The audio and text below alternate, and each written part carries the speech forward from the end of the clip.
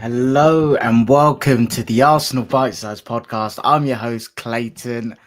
We are in the semi-finals of the Champions League for the third time in our great club's history. I am mind blown. I am speechless.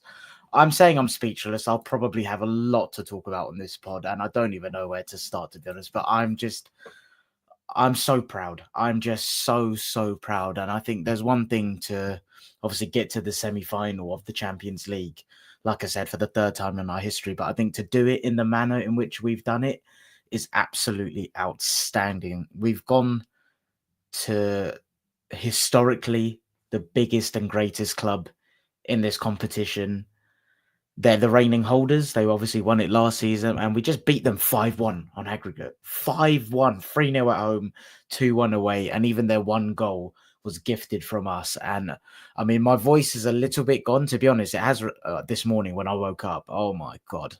It was tragic. So it has recovered. I got the flight back from Madrid today, so I slept on the flight. I'm feeling rough, feeling really rough, but what a magical night. That is a night I don't think I will ever forget in my life. I'm so privileged and grateful that I was there. Honestly, the away end, absolutely outstanding. Shout out to the Ashburton army as well, because they were fantastic. They obviously had the drum in there in the away end. I don't know how they got that in, but had the drum in there and that was going unbelievable. Like the whole trip was just amazing. I actually went out on the Monday, so I actually booked my flight when we were 7-1 up against PSV, because obviously I knew it would be one of Atletico or Real.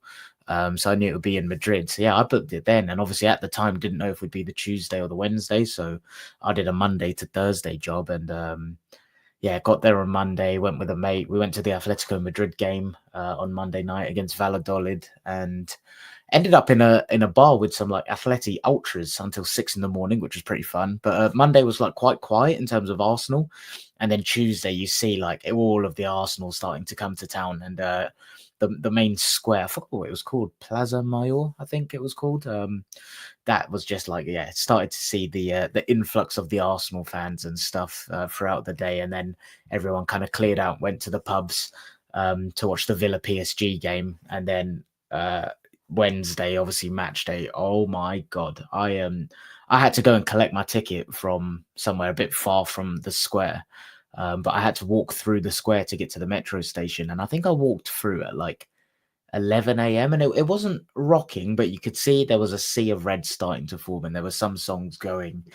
And then by the time I got back there, having collected my ticket and everything, I think I got there around 2, and the drinks were flowing, the songs were flying, there were footballs flying around. There were people actually volleying footballs in the square, and it was just an unbelievable day. Like, I think it's a cliche, right? But we all say, "Oh, we've been dreaming of nights like this," and I think it's a cliche for a reason. It's because it's true. Like, I think this is the one thing I really struggle in this kind of modern social media age of media consumption. Like, people have opinions when they haven't walked in the steps that you've walked. So we with that, like, all I'm seeing today is the Saka tweet, 16th of December 2020. You deserve better, Arsenal fans. Like, people didn't experience the pain that we went through. They haven't experienced the pain, the setbacks, and then the recoveries. But then when we get to those recovery stages, there's another setback, and it's been like that for the whole journey. On one hand, it's been year on year improvement, right? But even within those year on year improvements, there's been pain in there, like going from 8th to 5th to second and second again. Within that sounds great. That's linear progress, but within that, there were moments and periods and seasons where we believed we were going to win the league, and we didn't. I remember Liverpool away, that 22-23 season. We were 1-2-0 up, and it was April. I was picturing one hand on the trophy. I really was. And then we obviously didn't win the league. Last year, if I'm being honest, I can't really remember what my feelings were when we were on that mad run, like if I thought we were going to win the league or not. But you get to the final day of the season, which was actually my birthday, and I personally didn't believe we were going to do it, but like 89 points not winning the league, like that sticks with you. And then when you have nights like this, especially, like I said, it's the third time in our history we're going to be in the Champions League semi-final. Mikel Arteta has done this on his second attempt in the competition. I mean, everyone that listens to this pod regularly knows how much I think of him. I've said it many times and I'll say it again. He will be remembered as the greatest manager of this generation when he retires. I really believe that. And how people can't see that if Arsenal fix the squad holes, oh my God, the sky is the limit. Like what we did last night with our first choice centre half out, a very good left centre back in Calafiori out. Obviously, our starting number 9 and Kai Havertz being out for the season now, possibly. Gabriel Jesus, who would have been so useful in these periods and was on a good run just before his injury, he's out. Like doing this with Mikel Merino up top, an 18-year-old Miles Lewis-Skelly, who's ascent into stardom has been absolutely astonishing. I can't believe what I'm watching with him, and I just feel so proud. And I mean, if you're watching this live, let me know how you were kind of feeling and how you experienced the game and the event and the tie and everything. I just want to share a little bit about mine. It was, like I said, was in the square for about 2 p.m. and drinking all afternoon. Songs are flying. I think that's the one thing I love about the European trips as well, is like you get the old school songs. The Thierry Henry one was obviously ringing around for obvious reasons, but little ones like the Freddie Ljungberg song, like, I never hear it at home games. To be honest, I only really hear it at the odd European away game and when we had the FA Cup final wins, to be honest. And obviously they were like 8 to 10 years ago, those FA Cup final wins. So yeah, just loved being in the square. And then you get to the stadium, and if I'm being honest, I thought the stadium looked shit from the outside. Like I think the regenerated version of it on the inside, yeah, fair enough, it is cool, and it's very iconic, but from the outside I think it looks a bit stupid.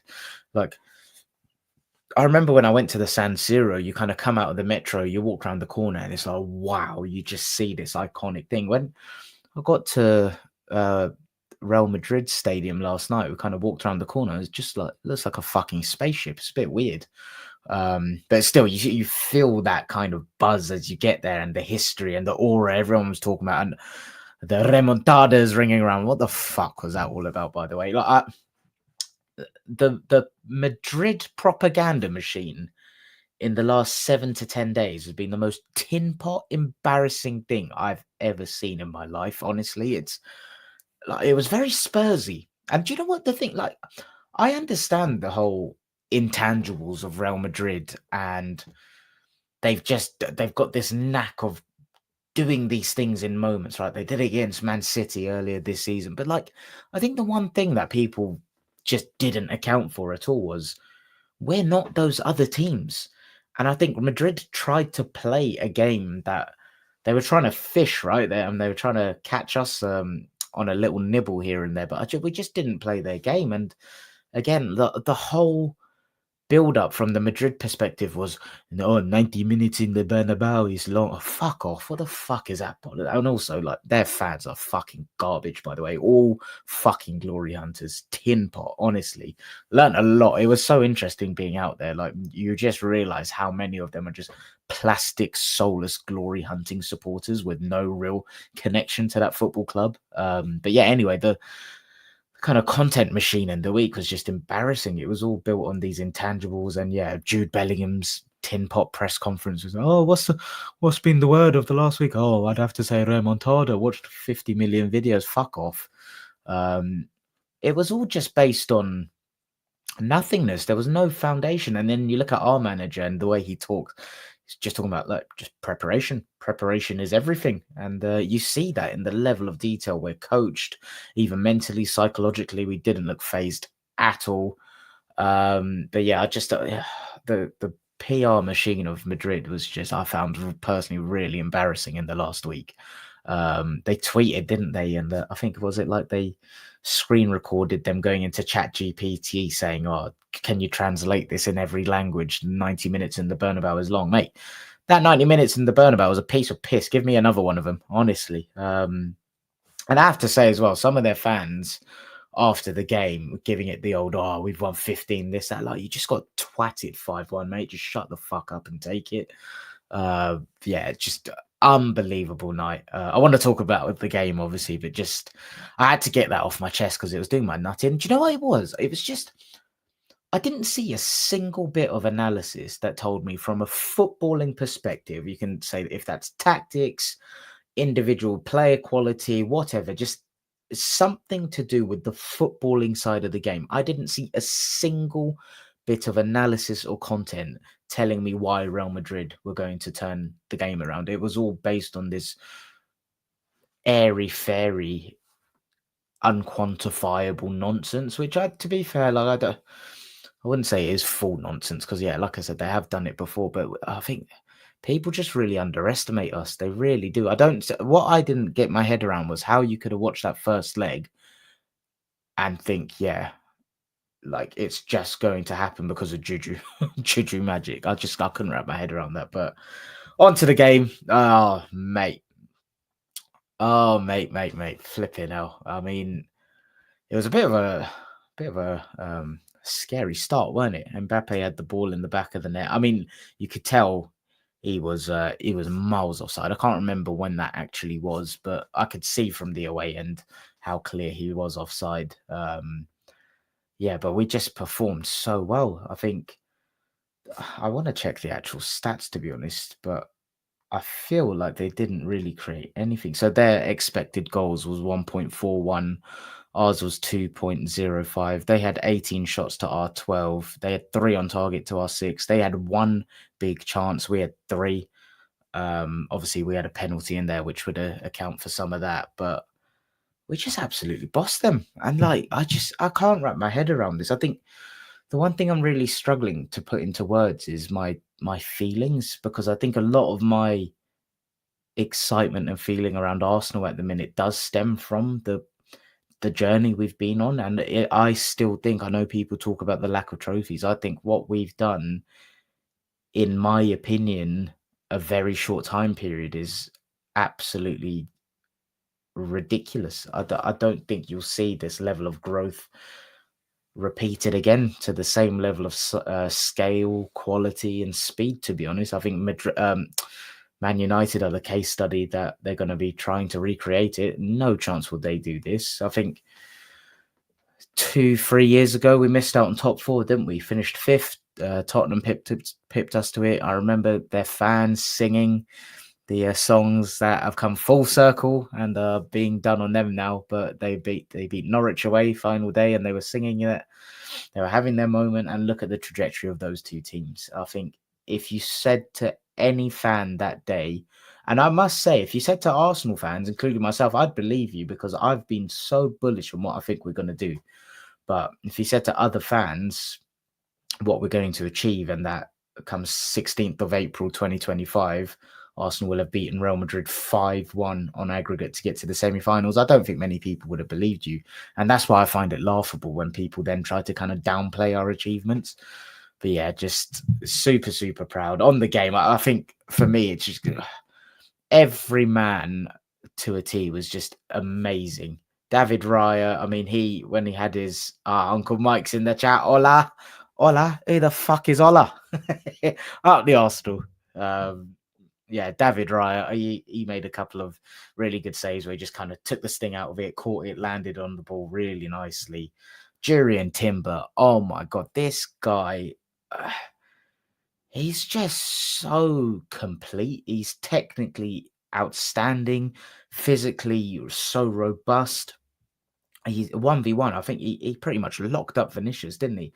I know Vinicius scored, but that was from a mistake. Yeah, Jurriën Timber, unbelievable. And I don't know if anyone's seen the clip doing the rounds of him and Miles Lewis Skelly with a little handshake at full time. Proper bromance vibes. It was really nice. And Timber's just a suave guy, and I got a bit of a man crush on him, I'll be honest. Saliba, let's get the elephant in the room out of the way. The goal, what the fuck was he doing? I don't know. Just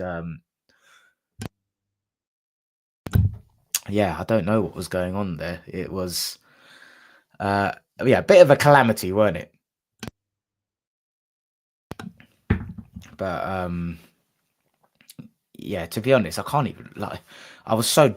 I mean, in the game, I wasn't that drunk to be fair, but then obviously went out after, got in at like 6-7 a.m. and I had to wake up at 10 a.m. for my flight today. I also went to the casino after the win and started with 100, doubled my money. So that was also good. But yeah, Saliba, I think he was poor for that mistake, right? But and he did shank another one. I remember that made me a bit nervous. I feel like that was slightly after, but I thought he was absolutely fantastic and across both legs. There was one moment in the first half where Mbappe got the ball and he did a few. It was just inside the box. Did a few step overs. Tried to take him on the outside to the byline, and Saliba just got his body in front of him and then just used his power and his strength to just shield it out. And he made it look easy. And then it's like I that was from the stadium. I could see that, right? I obviously watched the highlights this morning, and you just see Declan Rice like fist pumping Kiwior, chesting each other, and yeah, that was a great moment, and that leads me nicely onto Kiwior. What a man! I'll hold my hands up. I've been critical, nervous about him. I remember in the Everton game, I said a couple of comments about him, even though I think he got man of the match in that game. There were a couple of things that annoyed me about his performance, but he's been absolutely outstanding. And I think this is the thing: squads are what win you titles. It's not just starting 11s, and I think one of the reasons I was quite concerned is I didn't trust him, if I'm being honest. And he's a squad player that has stepped up and he was outstanding. There was a period in the game where I think the thing I like with him is he's quite a timid guy, isn't he? And when he comes into the 11, having been out for a while, I think it takes him a few games to kind of build up his confidence levels.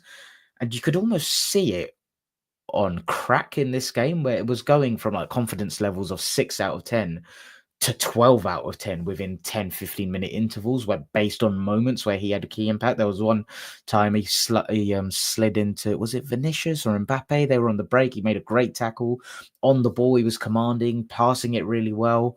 Obviously great moment when there was a bit of a 50-50 in the box. He won the header there. It's just absolutely brilliant performance from him.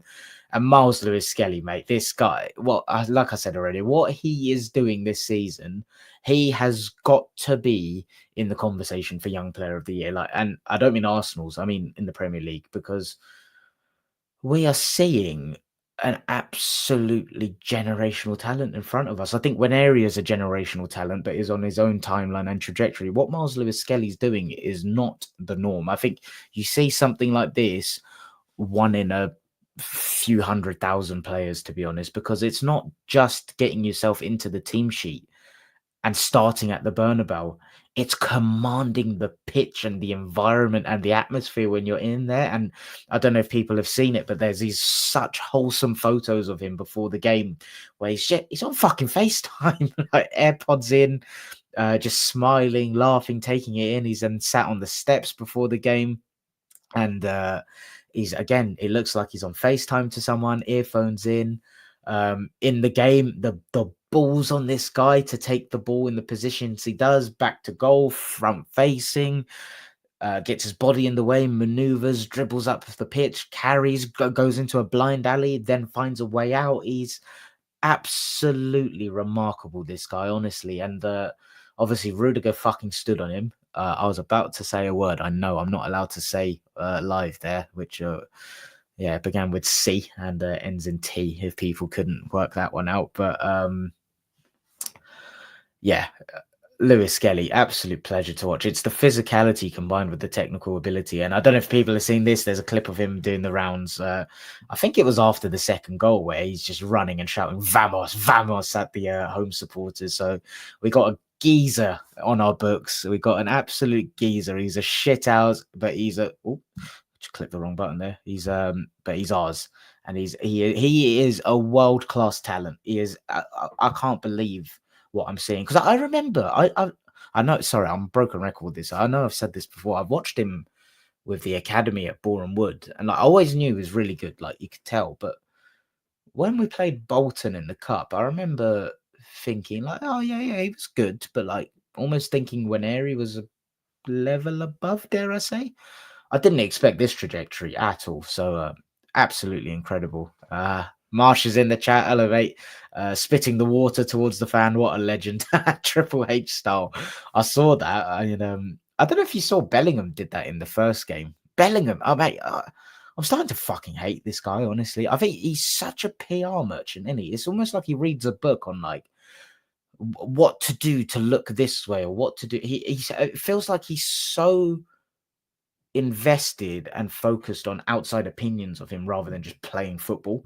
The whole shirt tucked in bollocks and all of that is I can't stand it. I think he's a fucking prick, honestly. And Declan Rice absolutely shat all over him, which I'll get to in a second. But yeah, absolutely brilliant. And yeah, Uncle Mike, is he as good as Mikey Moore? I don't know. I'm not sure he is, to be honest. Uncle Mike is saying it was so important we won last night, and not just to go through losing, but still going through. Yeah, mate. I think to win, right? I think that's the thing. It's like, yeah, we could have just parked it. We could have taken a 0-0. Heck, we could have lost 2-0 and gone through, but we went to the fucking Bernabéu and we won. And we could have, should have scored more as well across both ties. We absolutely floored them. Yeah, we made them look ordinary. And I think I've seen a lot of people saying, be interested to, yeah, let me know what you guys think. But I've seen a lot of people saying, oh, Real Madrid, they're a shadow of themselves. This, that. I think it's because of us. That attack of Mbappe, Vinicius Jr. and Rodrigo, yeah, less said about him, the better. I would like to squash those links of him to Arsenal, please. But that attack, Bellingham, I think you put that against other teams, they beat them. I think I'm so pissed off because I think I've seen this every year under Arsenal. It's whenever we dismantle a team, the other team was shit, and it's like, you fucking idiot, use your brain. Why do you think that is? Yeah, just we absolutely bullied him. Who lost his head? Uncle Mike saying he lost his head. Was that Bellingham? Yeah, Bellingham. And we did break him indeed. Onto the midfield. Yeah, I'm going to stick with this player-by-player way of doing it because I think that's the way I'll remember everything, to be honest. But Declan bloody Rice. Oh, my God. First leg, he blew my mind. Second leg, he blew my balls. Fucking hell. Oh my God, he was everywhere. He was absolutely everywhere. His anticipation, his physicality, he completely overwhelmed them. And his ability to carry the ball, and Arteta spoke so well about him as well, saying there was a period where the game was a bit 50-50 and he just grabbed it. He got on the ball, he dismantled play. Mate, he's our captain. I'm sorry. I'm going to do it. He is our captain. And that is night and day for me. It is night and day. I'm so sorry. I'm being honest. He is an absolute pleasure, and I can't believe he's ours. He grows with the difficulty of the challenge. That we've got a Galactico in our team. I think we've got a few, to be honest, but he just rises to the occasion. And like, I think his response to Thomas Partey getting the yellow was enough said, right? Which leads me on to that Thomas Partey. I mean, I thought on the ball and general play, very, very good. And first leg, again, he was remarkable. But mate, what are you doing? A needless shove, and he now misses the first leg of the semi-final against PSG. But yeah, other than that, he was very, very good. Just on Declan Rice, actually, I just wanted to say the bit on the goal as well, just so good. Like the link-up play between everyone, and then he obviously gets it, plays it back to Odegaard. He's just everywhere, isn't he? Him and Bellingham. By the way, I know I just said it, but like he just pocketed Bellingham, didn't he? Like it's funny. I think the kind of narrative and perception of Bellingham is so much clearer than Rice for some reason. I think that's changed a lot in the last fortnight. There was one tackle Rice made as well where Bellingham was running into the box and he gallops like the horse he is, gets in there. I don't know how he does it, wraps his leg around it, wins the ball without giving away a penalty. World class footballer we've got there. And it's not just the footballer in him, it's the leader and the addicted to social media doom scroller that is Declan Rice, and we bloody love him. Martin Odegaard, let me know what you guys think, because I've heard a lot of mixed opinions on him. I know he obviously was involved very well in Saka's goal. His pressing was off the charts, and that covers so much distance. And I never want to take that for granted, by the way, because I know it's quite easy to go, oh, well, yeah, but you still have to play football in it. But I think that's a really, really tricky thing to be able to replicate as consistently as he does in environments like the Bernabéu. But I thought on the ball he was bad again, if I'm being honest. I thought his pass selection and just decision making was a bit off, like 40% of the time, which is just too, like, I'm not saying all the time, but 40% of the time in a game of that magnitude is too much. And I'm not going to do it now, but I've got some very strong opinions I want to share, to be honest, about what I think we're going to do and should do in the summer. But yeah, he pressed his bollocks off. He worked so hard for us and for the team, and was heavily involved in the first goal. Just seen a comment from Marsh. Apparently, a remontada loosely translates to play long ball and lose even worse. Up the fucking Arsenal. I love this club. Well said, Marsh. Now, Ethan, I don't know what it is. Just the word remontada, I just found a bit of an ick. It was like, just, I couldn't tell you. I just found it a bit cringy, to be honest. Onto the front three. Bukayo Saka, mate. It's funny. I've obviously not done a pod for a couple of weeks now, right? I think the last one was with Bobby, and I can't even remember who we were playing. But it was around the time, I want to say it was Fulham, maybe. And it was around the time where Saka was cleared. He trained, he was in the squad, and we were talking about the impact of the season. You just see him at the top level. And again, he's another one. He's our son, isn't he? We've watched him come into the team in adversity and grow with it. And he grew with Smith Rowe, but then we outgrew Smith Rowe. And Saka has grown with the club and gone to a level where he is one of the best wingers in world football. And we've watched this development and trajectory right in front of our eyes, from playing fucking left back against Newcastle at the Emirates to absolutely owning Real Madrid at the Bernabéu, while probably still not being 100% fit. And I think, like, you can make movies about this kid's trajectory, honestly. And he's just, you could tell he had them worried. And I think you see Vinicius at the end of the game waiting for his shirt speaks volumes about him. On the penalty, he wanted his profile picture moment, didn't he? He tried the nonchalant gimmick, didn't quite work. But you know what? I rate the balls to try it. I rate the balls to try it in that environment. And I think this is the thing. He's developing this cocky side to him, I think. And I think he's needed that, because he's always been God's child and incredibly humble. But I think he's developing that level of arrogance, which I don't doubt where he's getting that from. He's got a mentor that he's FaceTiming that was half decent at football, weren't he? Thierry Henry. So yeah, I think it's good that he's getting that side to his game as well. And even that, you see, like, that he obviously missed the Panenka penalty, but then great movement for the goal, by the way. And then gets in, and he doesn't panic. He doesn't try to smash it. It's clearly not in his brain that he's missed a dink before. Because what does he do?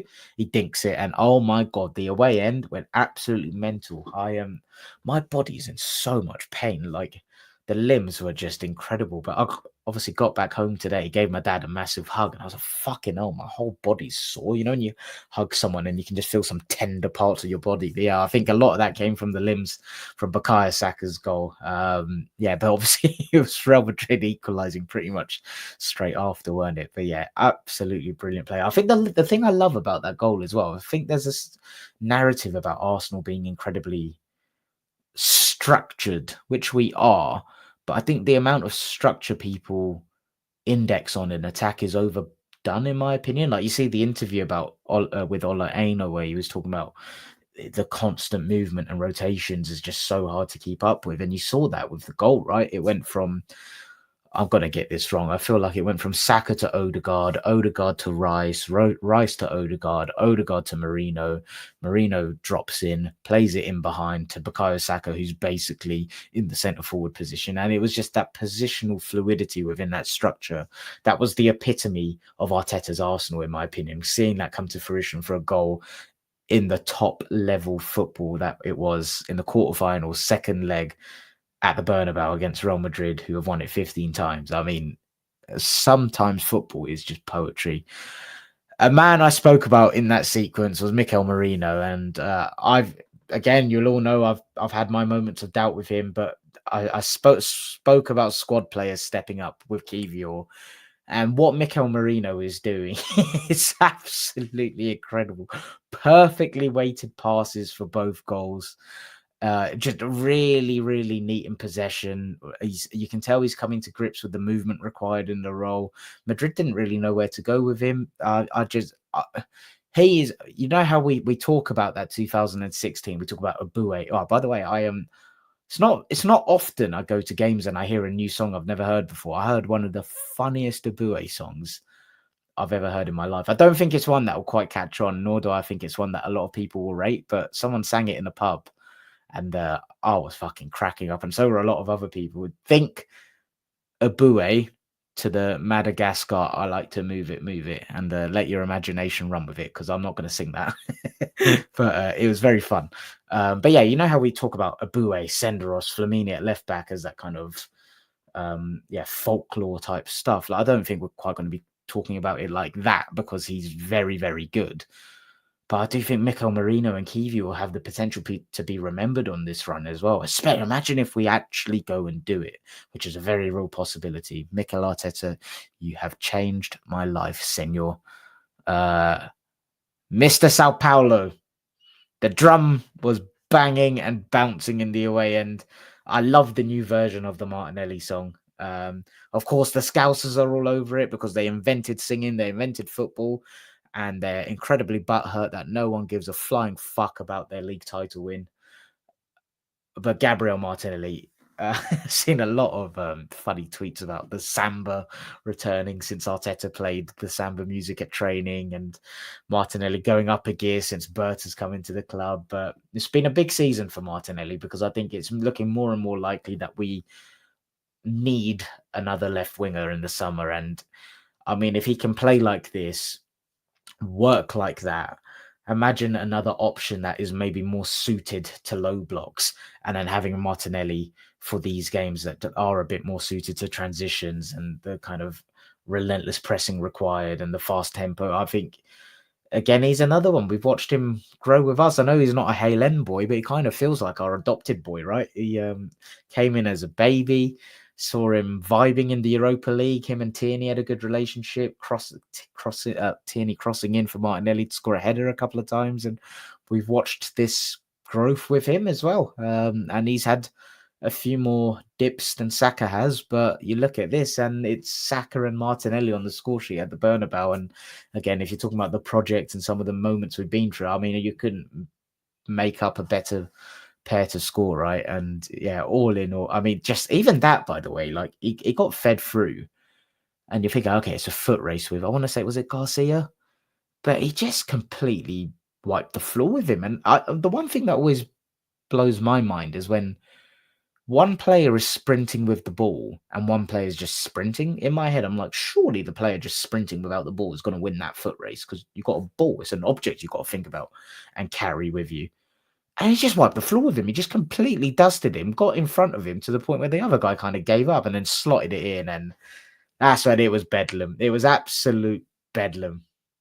And yeah, the new song, the new song was running around, and that away end was absolutely special. But by the way, what did you guys all think of their atmosphere? Because being in, okay, so context, you know, in Europe, their atmosphere, I think it's quite kind of whistle heavy, isn't it? They do the old, the finger in the mouth whistling, and they just make like persistent noise rather than chanting lyric based songs, which I bloody loved, by the way. And you could tell the locals were loving it. When we were in the square, I think this is the thing. I've been quite critical on English atmospheres before. I think I just need to change my perspective on it. I think it's just different horses for courses, to be honest. Because when we were in the square chanting our songs that are obviously lyrics rather than just noise, we had a queue of people just filming us, like loving it, lapping it up and stuff. But when I was in that stadium, again, the context. So Monday night, like I said, I was at Atletico against Valladolid, and Valladolid are like bottom of the league.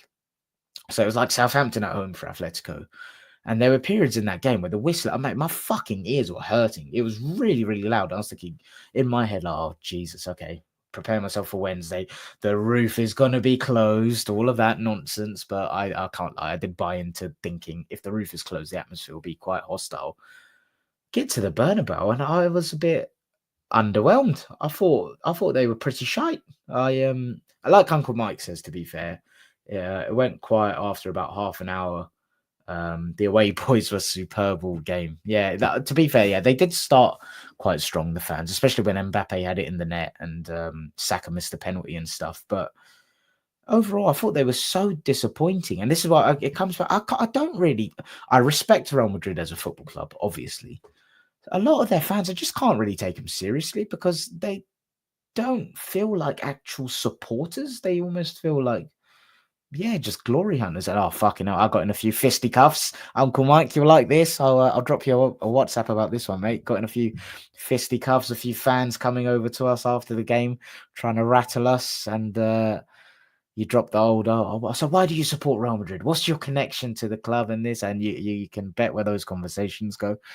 And the old puta madre came out a couple of times, but yeah, I thought their support was pretty diabolical, to be honest, after the first half hour. Yeah. And the away end was just rocking. And again, it was the kind of it almost felt a bit anticlimactic, to be honest. Like, not the game, not the occasion, but what I was expecting from their level of hostility to what I got. It felt like a piece of piss. We were olaying at the Bernabéu in the 50th minute. The Arsenal taking the piss everywhere we go. It doesn't feel real. Like, even feeling and emotion wise as well. I can't lie. Like, I don't know how to say this. It just doesn't feel real. It really doesn't feel real. Like, right now I'm talking about this, but I'm like, I don't think it's sunk in. I'm talking about it like we won 5-1. We're in a semi-final, but it's like I don't believe it. I don't know. It's a weird one. I can't really put it into words. It feels very surreal. I think the manner of it and like just seeing how quickly we've grown to become a world-class team in such a short period of time. I've got a few stats and facts and stuff I want to read off. Well, this is the obvious one, but I've got it here in front of me, so may as well.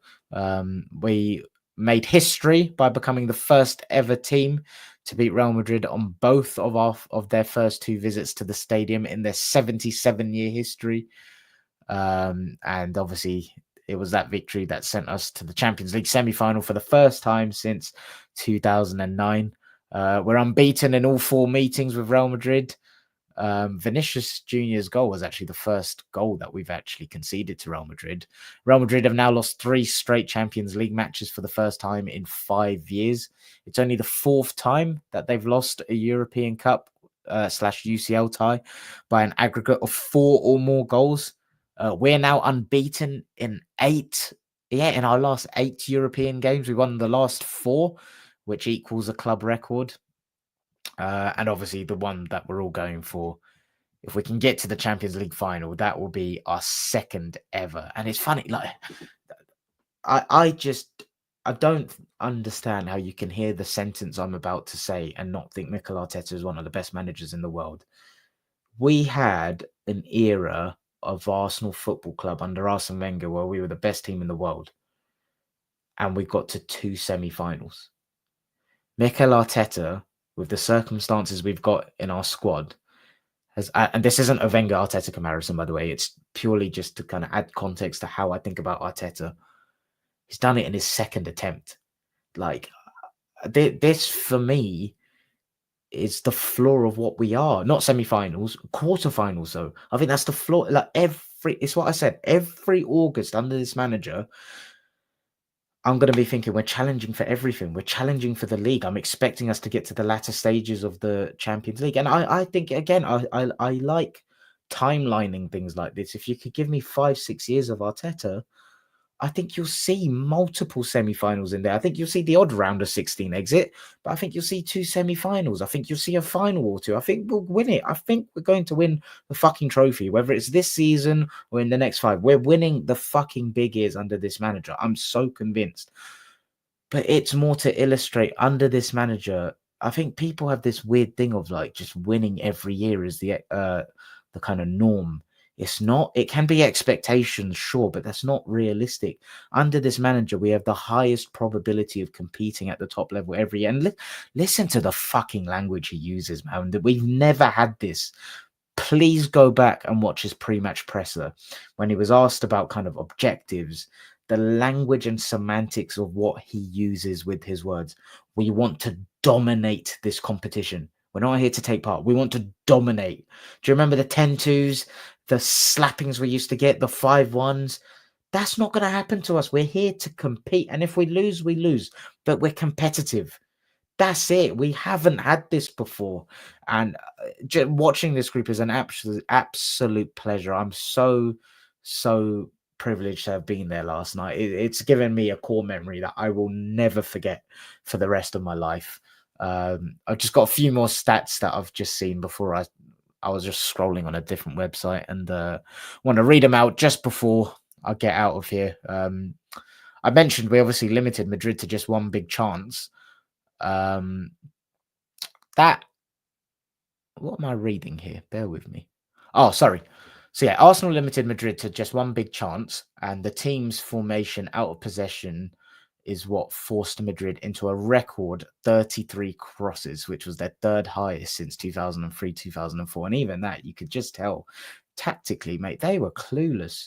And I think if you want to go wide, cross the ball into Saliba and even Kivior, who's growing in confidence, be my guest. They will sweep that shit up all day. It's funny. That's what I said earlier about Madrid. Just like I didn't hear a single bit of footballing analysis. I'm like, how are they going to beat us? Like, I do feel like they just were arrogant and they just didn't prepare for us, and they were just trying to rely on vibes and aura and heritage and all of that intangible stuff. Like, you do have to actually prepare football at the top level. I hate to tell you that.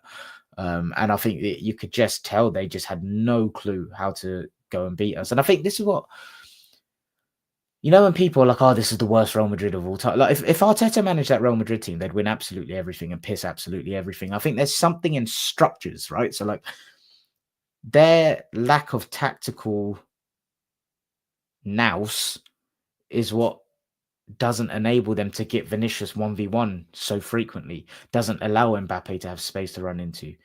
It's our tactical nous that allows us to get into those situations. And I think with Arteta in charge, they would do that. And you're not having these conversations about, is this a washed Real Madrid team? Because I think it's on the manager, and it's how good we were at completely nullifying them. Let's give Saliba his props. I obviously mentioned how impressive he was in periods, and we swept over the couple bozo moments. He has got that in his locker, don't he? He does have a bit of a bozo gene.